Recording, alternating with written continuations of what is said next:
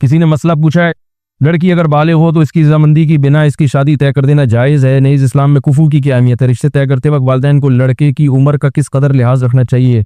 मसलन लड़की की उम्र 18 साल हो, लड़के की 32 साल, तो बहुत भाई बालिग लड़की का निकाह उसकी मर्जी के बगैर हराम है, जायज़ नहीं है। लड़की बालिग हो गई तो अगर वो नहीं करना चाह रही तो बाप जबरदस्ती नहीं कर सकता, समझ रहे? तो ये तो मसला वाज़ेह है बिल्कुल। बाकी कुफू की क्या हैसियत है? तो कुफू गैर कुफू में निकाह भी गलत है, जायज़ है लेकिन शरीयत में पसंदीदा काम जायज़ किसी मजबूरी से होता है, बाज़ दफ़ा नहीं मिल रहा होता। कुफू कुफू कहते हैं कि लड़का जो है वो लड़की के हम पल्ला हो 6 चीज़ों में। इसके दलाइल क्या है, अभी इसका टाइम नहीं, मेरे को फौरन फेसबुक पे कौन सी हदीस से निकाला है, कौन सी हदीस। हर आदमी फंटर है ना आजकल, फंटरगिरी तो बहुत चल रही है, आपको पता है, सारे मुफ्ती बने हुए। तो हम पल्ला में जो निकाह होगा, हम पल्ला में निकाह, हजरत ज़ैनब का निकाह नबी सल्लल्लाहु अलैहि वसल्लम ने हजरत ज़ैद बिन हारिसा से किया, मगर वो निकाह कामयाब नहीं हुआ। इसी बिना पर फुक़हा ने इससे मसाइल, और इस पर चारों इम्मा का इत्तेफाक है कि बाप के लिए ये गलत है कि वो अपनी बेटी का निकाह गैर कुफू में कर दे, क्योंकि औरत शौहर के मातहत होती है, और जिसके मातहत होती है तो उसका आपसे दर्जे में ऊंचा होना, आप कभी भी ज़हनी तौर पर अपने सर का ताज किसी ऐसे को नहीं बनाओगे जो आपसे कमतर हो भाई, ताकि वो उसको बर्तरी का एहसास हो ना कि मेरा मियाँ माशाल्लाह क्या लग रहा है, मियाँ लग रहा है, हाँ मैं इसकी इताअत करूंगी। अगर आपने उससे कमतर में एक ब्रिगेडियर की बेटी है और उसकी शादी हो जाए बिल्कुल बेचारे एक लो लेवल आदमी से, है वो भी मुसलमान, जन्नत में जाएगा, लेकिन ये जोड़ा आपस में चलेगा नहीं। ये इस्लाम दीन फितरत है ना, वही बात करेगा जो एक फितरत के मुवाफिक हो, जोड़ा चलेगा नहीं आपस में। तो फुक़हा ने 6 चीजें बयान की हैं कि इन 6 चीजों में आपको जोड़ देखना पड़ेगा। मर्द के लिए नहीं है ये, मर्द तो अपने से कमतर में निकाह करे, उल्टा हो रहा है मामला। लड़का देख रहा है कि लड़की में ये 6 चीजें हैं या नहीं है। भाई आपको तो इजाजत दी है कि आप कमतर से भी कर सकते हैं। लड़की को कहा है कि जब उसकी शादी होगी तो बंदा उसके पैरेलल होना चाहिए या उससे ऊंचा होना चाहिए। जब बंदा ऊंचा होगा तो औरत मर्तबे में मर्द से कम दर्जे की होगी कि नहीं होगी, फिर निकाह कामयाब चलेगा, क्योंकि मर्द का जब ऊंचा मकाम है तो फिर होना चाहिए ना उसका ऊंचा मकाम। तो अब उसमें 6 चीजें हैं, उसमें खानदान है, नसब भी देखा जाता है उसमें, क्योंकि जो क्वालिटीज है ना वो खानदानों से आती हैं। ये जो लोग कहते हैं ना खानदान बंदा कुछ नहीं होता है, मैं ये नहीं कह रहा गैर खानदान में ना करे, गैर खानदान में तो बिल्कुल करनी चाहिए शादी अगर जोड़ का रिश्ता मिल रहा है, कमतर खानदान में ना करे। कमतर का मतलब क्या होता है, बास खानदान हरकतों में मशहूर होते हैं नीच हरकतों की वजह से। ये मतलब नहीं कि उनमें हर आदमी नीच होता है, लेकिन बास खानदान ऐसे होते हैं कि वो हरकतों में क्या होते हैं, बोल लो ना यार, मशहूर होता है कि ये कोई अच्छी फैमिली नहीं, इनके तमीज वाले लोग नहीं है ये, सही है ना। उनमें बास लोग अच्छे भी निकल आते हैं। ये इसलिए कह रहा हूँ कि अगर कोई अच्छे खानदान का नहीं है उसका मतलब नहीं कि हर आदमी बुरा है, लेकिन बास खानदानों की क्वालिटीज ऐसी होती है, बंदे का पता चला है बंदा खानदानी नहीं है तो उसमें खानदान देखना है। दूसरा उसका पेशा देखना है। लड़की बहुत ऊंचे खानदान यानी पेशे वाली की बेटी है, मिसाल के तौर पर बहुत बड़े आदमी की बेटी है, तो आप उसकी शादी बिल्कुल किसी लो लेवल आदमी से कर रहे हैं तो ये जोड़ का रिश्ता नहीं चलेगी, समझ रहे हो। इसी तरह बहुत ज़हीन लड़की, उसकी शादी किसी मखनचू से कर रहे हैं, अब वो औरत कहेगी मैं अपने मियाँ से ज्यादा समझदार हूँ और ये साल इनको को पता ही नहीं। वो बात करता है तो आदमी कहता है यार तुम चुप ही रहते तो अच्छा था। इसको क्या कहते हैं, मखनचू।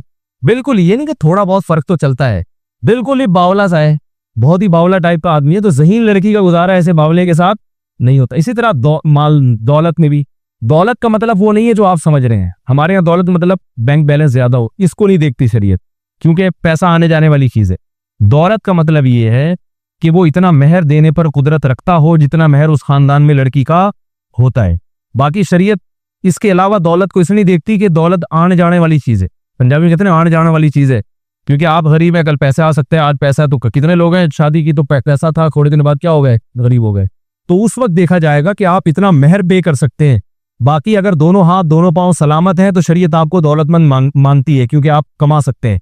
तो ये चीज है, और इस्लाम देखा जाता है।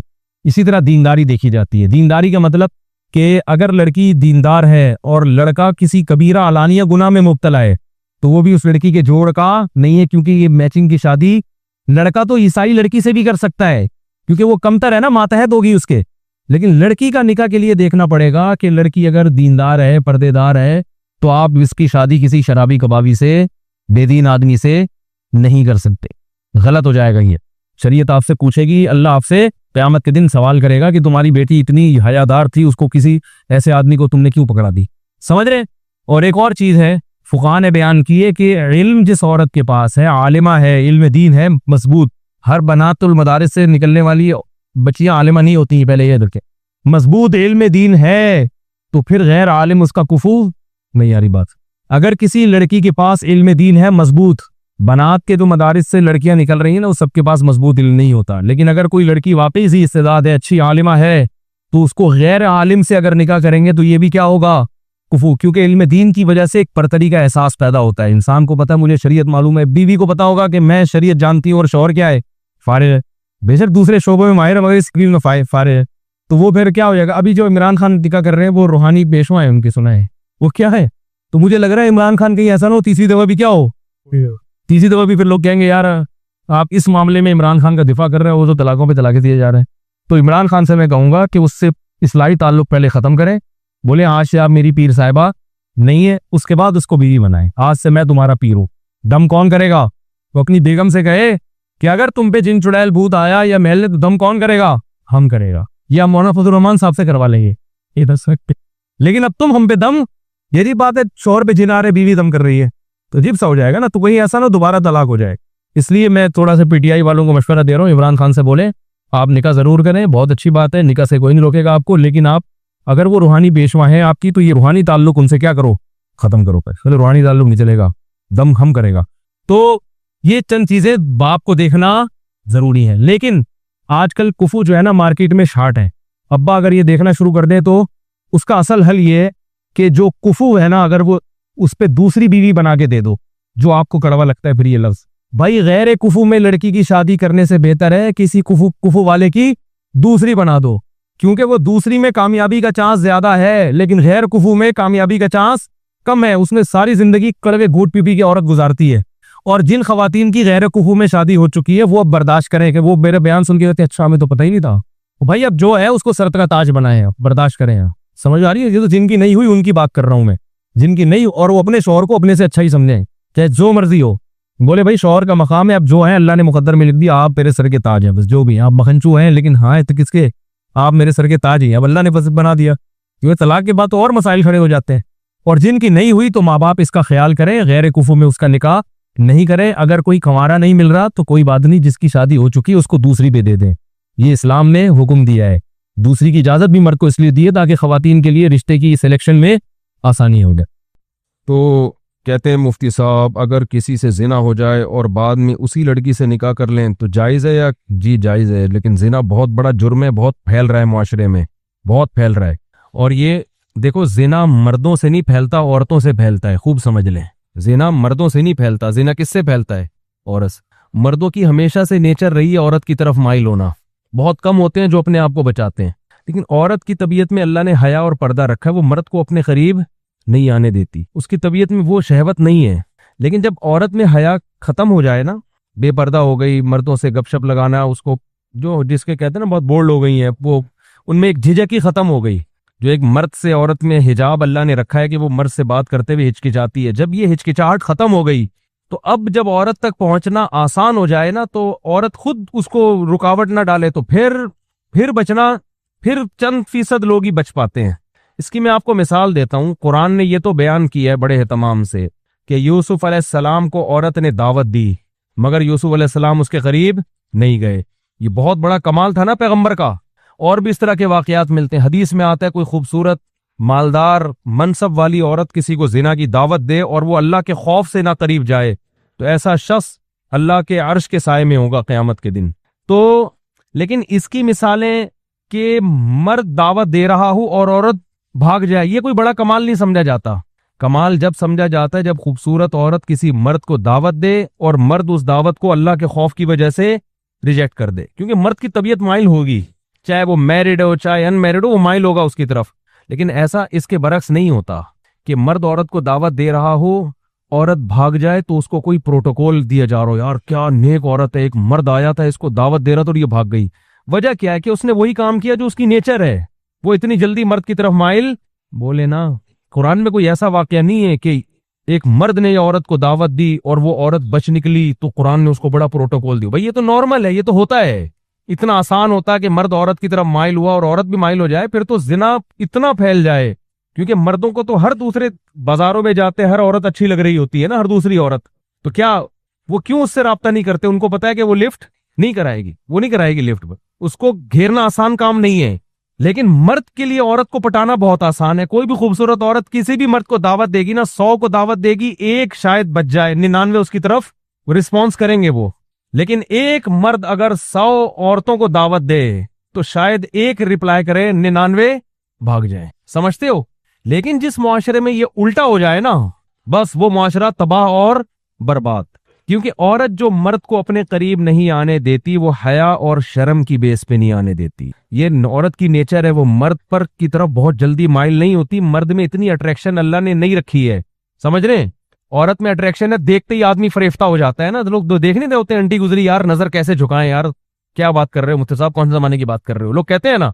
लेकिन आंटी के लिए नजर झुकाना बहुत, वो उठाती नहीं है नजरें आमतौर पे, वो कहती है क्या है इसमें। तो अल्लाह ने मर्द को जो जमाल दिया ना, उसको रोब के पर्दे डाल दिए, मर्दाना वजाहत डाल दी है, जिसकी वजह से उसमें फौरी अट्रैक्शन नहीं होती। औरत जब माइल होती है, जब उसको देख देख के बातें कर करके लट्टू हो जाए उसके ऊपर, फिर वो पागल हो जाएगी। नॉर्मली वो पागल नहीं होती, समझते हो? लेकिन जब हया खत्म कर दिया आपने, मर्दों से मेल जोल की उसको इजाजत दे दी आपने, तो फिर उसको किसी मर्द को समझने में बहुत टाइम मिल जाता है, उसको पढ़ने में, उसको ना उसकी सलाहियतें उसके सामने आने के लिए उसके पास टाइम बहुत। तो वो रह रह के फिर वो एनालाइज करती है और वो फैसला करती है, भाई ये आदमी मखनचू है, ये इस काबिल है कि इससे दोस्ती लगाई जाए, ये बहुत। अब आहिस्ता आहिस्ता उसमें हया क्या हो जाती है, खत्म। जब हया खत्म हो गई ना, तो फिर वो उसको अब फिर आप जो मेरे पास वाकयात है ना, मैं नहीं सुनाता मिंबर से, और सही करता हूं कि नहीं सुनाता, लेकिन मैं अगर सुनाना शुरू कर दूं आप पागल हो जाओ, आपके सर के बाल खत्म हो जाएं। आप बहुत शौक है आज मर्द को कि मेरी बीवी जॉब करे। मैं ये वाकयात इसलिए नहीं सुनाता कि जिनकी बीवियां जॉब कर रही हैं खामखा में वो बदगुमान ना हो जाए उनसे कि यार कहीं ऐसा तो नहीं हमारी बेगम भी ऐसी हो। तो जाहिर है सबकी बेगमें ऐसी नहीं होती, लेकिन जो हो रहा है ना मुआशरे में, आपको शौक है लड़की जॉब करे तो करो शादी ऐसी लड़की से। उसके बाद इस बात का इम्कान है कि आप खून के आंसू रोगे। आप अगर आप में गैरत है, या तो आप गैरत खत्म कर दो, यार जॉब कर रही है जाए किसी लड़के से बात कर रही है, नहीं कर रही, मैं भी कर रहा हूं तो क्या हो गया, हमारे ये कोई दकिया नूस, हमारा दिमाग ही नहीं है ना। ये घटिया सोच के वो लड़की ने उससे बात, मेरी बेगम ने उससे बात कर ली तो मैंने बाज घरों में ऐसा होता है, लिबरल होते हैं, वो कहते हैं ये कोई बड़े इशू नहीं है, ये असल तो है तरक्की करनी चाहिए हमें। असल क्या है, मैं आपको छोटा सा वाकया सुना दूं नाम लिए बगैर और इशारा दिए बगैर कि क्या कुछ हो रहा है, बता दूं, थोड़ा सा तो बताऊं ना। देखो बुराई को फैलाना भी बुराई फैलती है, लेकिन कुछ तो टच दूं ना, पता चले हो क्या रहा है। ना हमारे हुक्मरानों को इससे कोई गरज है, ना हमारी सियासी दीनी तंजीमों को इन टॉपिक पर इशू कोई वो आवाज उठाती है कि असेंबली से कानून साजी हो कोई। मैं समझता हूं कि शायद मुझे गलत नजर आ रहा हूं, लेकिन जो मैं देख रहा हूं कि बस सियासत है, जहां वोट मिलेगा वो बात कौम के सामने की जाएगी, बस। समझ रहे हो?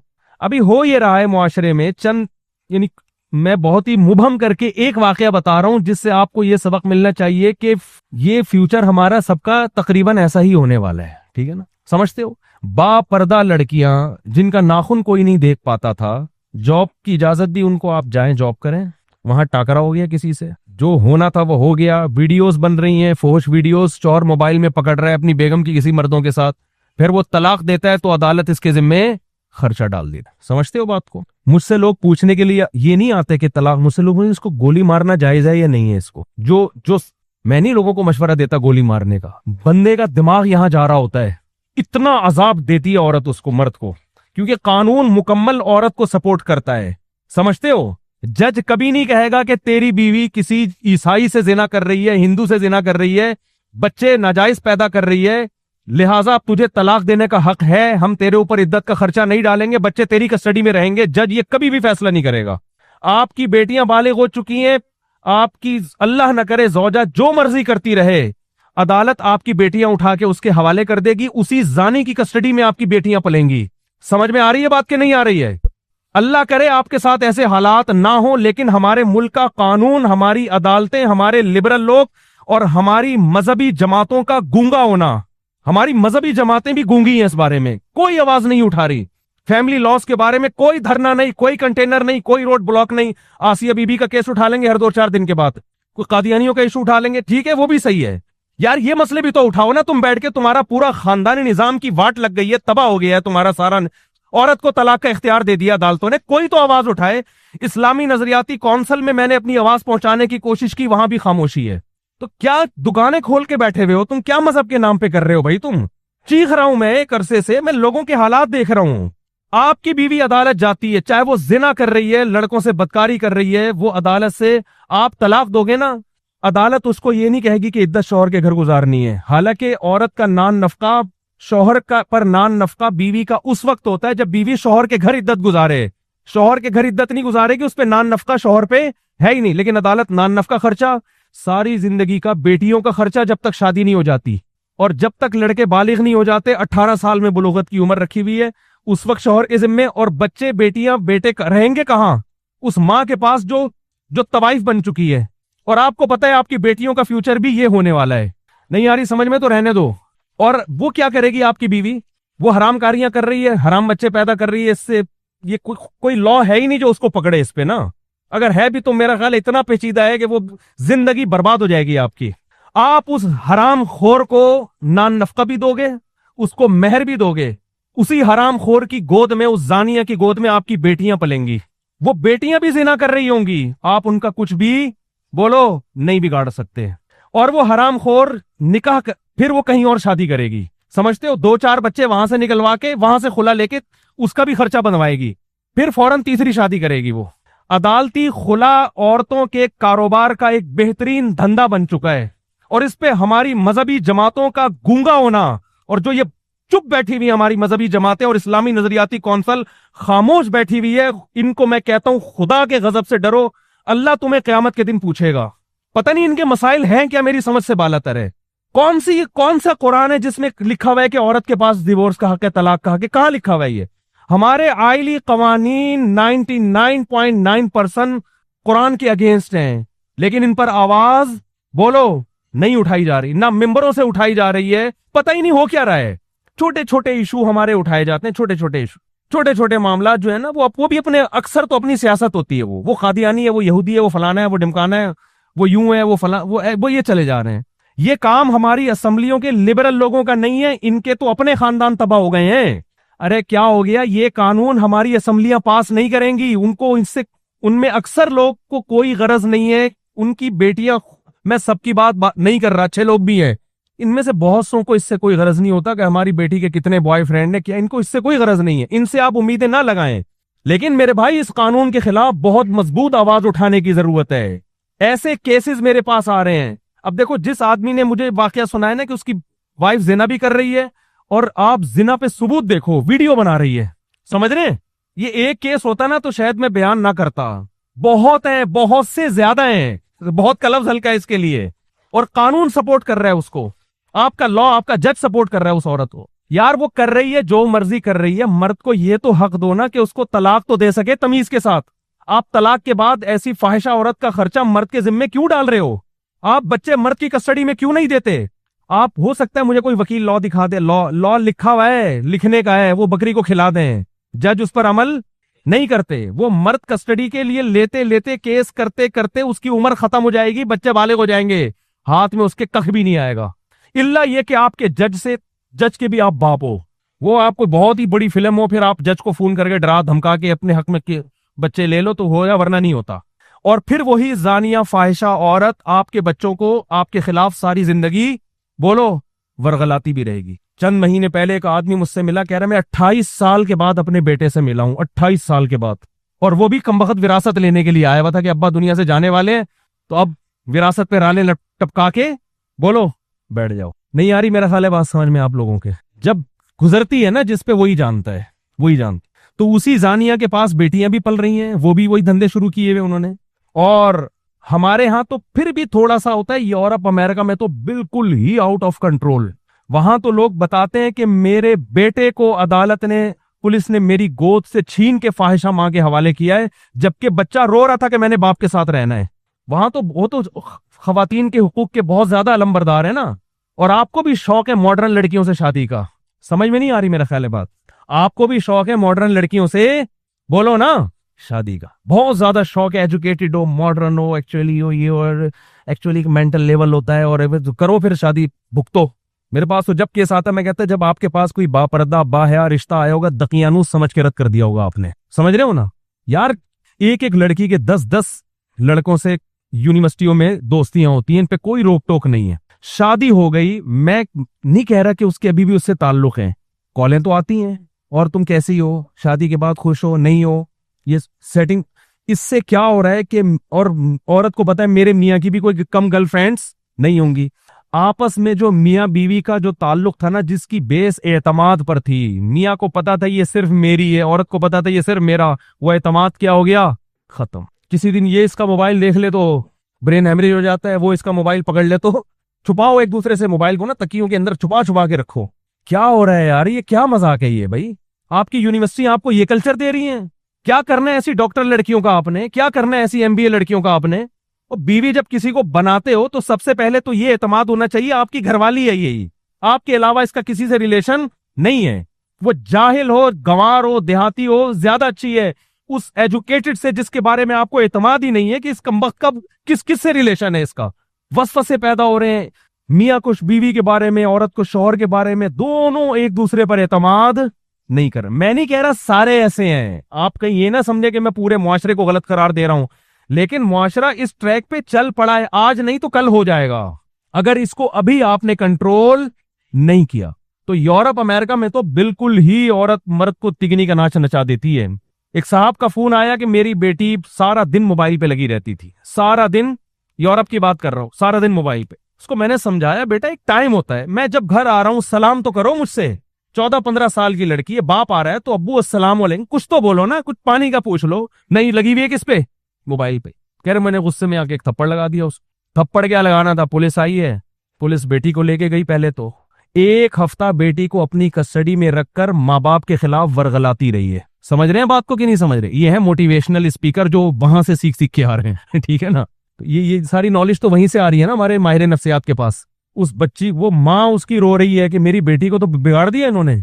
बड़ी मुश्किल से जाके बहरहाल वो बेटी मिली, दोबारा थप्पड़ लगा तो वो हमेशा के लिए गई। वो गोरे के हवाले कर देते हैं कि गोरा पालेगा इसको। तो मुझे रो रहे थे, मैंने कहा लो मजे बाहर रहने के मजे, बहुत अच्छा कंट्री है ना, बड़ा एनवायरमेंट, बीमारियां नहीं है, ये वो टोपी ड्रामे मैं मानता हूं सारे ऐसे नहीं है, सारे ऐसे नहीं है। हो सकता है यूरोप से किसी को गुस्सा आ जाए, मुफ्ती साहब आपने, हमारे घर में तो ऐसा नहीं है, हम तो थप्पड़ भी मारते हैं, हमें तो जरूरत ही नहीं, एक्चुअली इतनी अच्छी ट्रेनिंग हो रही है कि हम तो थप्पड़ भी मारते हैं। मैं कहता हूँ बच्चे को बिला वजह भी अगर थप्पड़ मार दो ना, बिला वजह मारना ठीक है नहीं, लेकिन एक साल में 1 आध दफा, हमारे बड़े भाई ने कूट दिया था हमको साल में 1 दफा, मैंने कई दफा ये वाक्य बयान किया। मेरे बड़े भाई ने 1 दफा मुझे कूट दिया पकड़ के, पता नहीं वो गुस्सा आया हुआ था किस बात पे। मैंने अपने मदरसे में जाके शिकायत लगाई, बड़े भाई ने मारा, और मारा भी पाइप से, और मैं उस वक्त पगड़ी पहन के बैठा हुआ था, दौरे हदीस कर चुका था मैं, मेरी उम्र होगी 25 साल, उस वक्त मौलाना बन चुका था। बड़े भाई मुझसे 12 साल बड़े हैं, किसी बात पे वो कुर्बानी हुई थी, गोश्त वोश बहुत पड़ा हुआ था मुझे वाकया भी याद आ। तो गोश्त ना सहन में ऐसे बिखरा हुआ था, उन्होंने कहा ये सारा साफ करवाओ। मैंने कहा मैं नहीं करवा रहा, मैं थक गया हूँ। उनको कोई गुस्सा आया हुआ तो उन्होंने उठा के लगा दिया, फिर हमने भी आगे से बोला तो पाइप लेके धाड़ धाड़ धाड़ कूट दिया पकड़ के। अब हमने तो हाथ नहीं उठाया ना, हमने कभी सीखा कि बड़े भाई पे हाथ उठाया जाता है, उस वक्त तो बर्दाश्त कर लिया। अब पिट गए, जाके मदरसे में शिकायत लगाई अपने बड़ों को कि भाई बुलाएं उनको, पूछें क्यों मारा है। तो हमारे बड़े ने कहा कि बार बार मारते हैं, मैंने कहा नहीं साल में। उन्होंने कहा यार बड़े को इतना हक है कि साल में 1 दफा बिला वजह मार दे, ये बताने के लिए कि बड़ा मैं हूं, वरना बड़ा भाई किस बात का भाई। वो वजह, किसी वजह से तो पुलिस भी मारती है, किसी वजह से तो दोस्त भी दोस्त पे हाथ उठा लेता है। बड़े का मतलब ही है यार 1 दफा मीटर घूमने की उसको इजाजत, क्योंकि उसके एहसानात ज्यादा हैं। आप रोड पे पड़े हुए एक्सीडेंट हो, लोग भाई को फोन करते हैं यार तुम्हारा लावारिस पड़ा हुआ है, लावारिसों की तरह इसको उठा के ले जाओ, काम भी वही आएगा वक्त पे। तो लेकिन आप देखो बाप को, वो सारा दिन मोबाइल पे लगी हुई है, बाप उसको 1 थप्पड़, बाप उसको मोटिवेट करेगा, बेटा देखो एक्चुअली मोबाइल का इस्तेमाल से आंखें खराब होने का खतरा, इसके रेज, वो कहते हैं, डॉक्टर कहते हैं इस तरह से उसको ना बच्चे को क्या करो, समझाओ। मोहब्बत से जो काम होता है वो थप्पड़ से नहीं, अब बहुत नरम लहजे में उसको समझाओ। वो घंटा वसाला वो बच्चों की समझ में कहाँ आता है। हमारा बच्चा, मैंने 1 दफा हाथ उठाया बच्चे पे, उसको हम रोजाना मोटिवेट ही कर रहे थे, बेटा देखो एक्चुअली स्कूल नहीं जाओगे तो कैसे पढ़ोगे, बड़े आदमी कैसे बनोगे, घंटा समझाया। वो हर सुबह ऐसे लगेगा जैसे कब्र से किसी मुर्दे को उखाड़ा जा रहा है ना। चित्रौल बनते हैं भाई सही है ना, हमने लगा दिया चित्रौल, उसके बाद जा रहे हैं अल्हम्दुलिल्लाह, उसके लिए भी मुफीद, हमारे लिए भी मुफीद। हमारे अब्बा ने भी अल्लाह का शुक्र है हमें मारा है, और अच्छा हुआ मारा, नहीं मारा होता हम यहाँ ना बैठे होते। हमारी आदत थी शाम को ना हम खेलने कूदने के लिए निकल जाते थे, टायर नहीं होता वो टायर, अब तो बच्चे पबजी में बैठे रहते हैं। हम तो सारे खेल खेले हमने। हम क्या करते थे, वो साइकिल का टायर होता है ना, उस पे लोहे का एक हुक बना के उस टायर को ना ऐसे यूं यूं करके महल्ले गली में घुमा रहे हैं। बड़ा मजा आया भाई, उतना मजा आया, घुमाते घुमाते घुमाते घुमाते रात देर हो गई। अब्बा परेशान, ही बंदा मार्केट से शार्ट है यार। और फिर वो लड़के भी जिनके साथ हम खेल रहे थे वो भी जरा औबाश किस्म के लड़के, सारे बदमाश टाइप के। अब्बा ने मुझे 2 दिन 3 दिन मना किया, बेटा इन लड़कों के साथ आप, अब मजा ही ऐसे बदमाशों के साथ आता है, आपको पता है। और ये पढ़े लिखे लड़कों के साथ क्या बैठ के आदमी यार, वो क्या बातें करेंगे, उनके पास बातें ही नहीं होती करने के लिए। इनके पास किस्से, कहानियां, बदमाशियां। अब्बा को डर था कहीं नशे वशे में ना लग जाओ भाई, हर तरह के लोग, हर तरह। तो 1 दफा 2 दफा, तीसरी दफा में मुझे याद है, मैं जब घर आया तो मेरे सफेद कपड़े थे बिल्कुल काले हुए थे मिट्टी से। मेहमान भी घर में आए हुए थे, मैं चुपके से जा रहा था, अब्बा ने बुला लिया और अल्हम्दुलिल्लाह तबीयत से सगीरा कबीरा गुनाह माफ कर दिया। उस वक्त तो बहुत बुरा लगा यार, ये क्या हो रहा है हमारे से। लेकिन मोटिवेशन से नहीं, हर चीज नहीं होती। तो शरीयत का भी हुक्म है, अगर मोटिवेशन ही काफी होती तो किसी भी कंट्री में पुलिस क्यों रखी हुई है फिर, है भाई?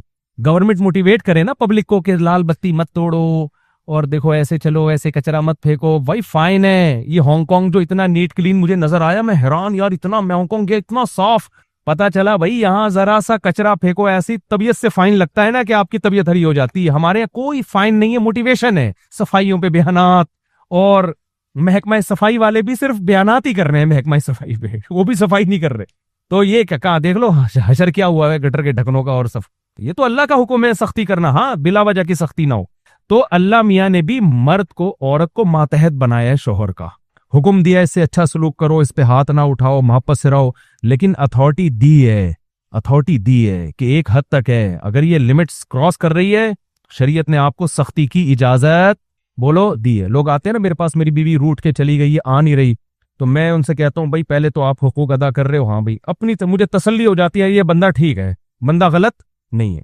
कहने फिर भी नहीं आ रही, तो मैं कहता हूँ फिर अब आपका कसूर है, क्योंकि अब आप तमीज से लाने की कोशिश कर रहे हो, और तमीज मार्केट में हर जगह बोलो चलती, अब तमीज नहीं होगी। अब आप अपना एटीट्यूड थोड़ा सा क्या करो, चेंज। और मैंने देखा है बड़े बड़े बदमाश हैं, घर उजड़ गए थे उनके, उन्होंने बदमाशी की, हंसी खुशी में अभी जिंदगी गुजार रहे हैं। दामाद भी इस तरह बाज दफा तमीज से नहीं काबू आता, बदतमीजी करनी पड़ती है तो काबू आ जाता है। तो असल तो शरीयत में मोहब्बत और तमीज ही है, लेकिन एक हद तक है, उसके बाद तमीज बोलो नहीं चलती। फिर ये है कि भाई वही तो तभी बेचारे ने एक पर्चा लिख कर दिया ना पिछले हफ्ते के, मुफ्ती साहब हजरत मौलाना तारिक जमील साहब का बयान सुनता था, मेरे अखलाक बहुत अच्छे हो गए थे, आपका बयान सुन के मेरे अखलाक क्या हो गए हैं, खराब हो गए हैं। तो जब इस तरह की बातें सुनेगा तो खलाक, तो ये हर जगह बद अखलाकी फिट करने की नहीं है, असल मोहब्बत है, असल अखलाक है। लेकिन कुछ बाज दफा घी सीधी उंगली से नहीं निकलता, तो वहां क्या है, टेढ़ी उंगली से निकालना पड़ता है, वरना घर बर्बाद हो जाएगा, तबाह हो जाएगा घर। तो थोड़ा सख्ती, इन चीजों में सख्ती करो।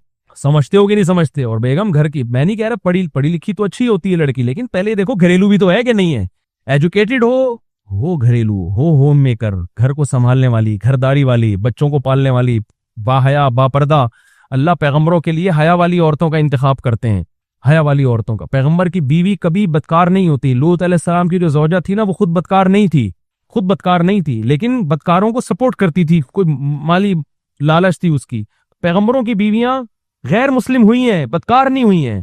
तो आप ऐसा लिबरलिज्म की तरफ जा रहे हो मेरे भाई कि ये तो आपके मुआशरे को बिल आखिर तबाह कर देगा। तो अपनी घरवाली को बोलो, बेगम ये तुम्हारा घर है, घर से निकलने से पहले मुझे बताया करो कहाँ जा रही हो, इतनी निगरानी रखना।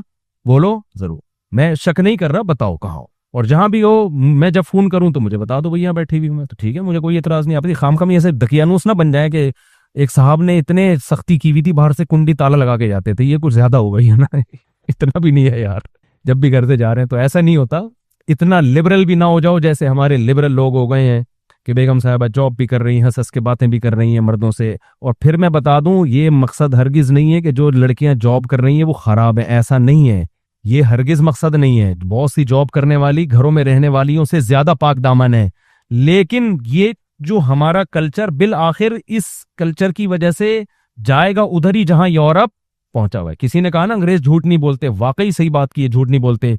लेकिन अपनी गर्लफ्रेंड और बीवी से जितना अंग्रेज झूठ बोलता है, इतना हम और आप अपनी बीवियों से झूठ बोलो नहीं बोलते। वो सारा झूठ उनका वहां निकलता है, समझते हो ना, वहां वो झूठ निकलता है उन। तो ये कल्चर को बचाने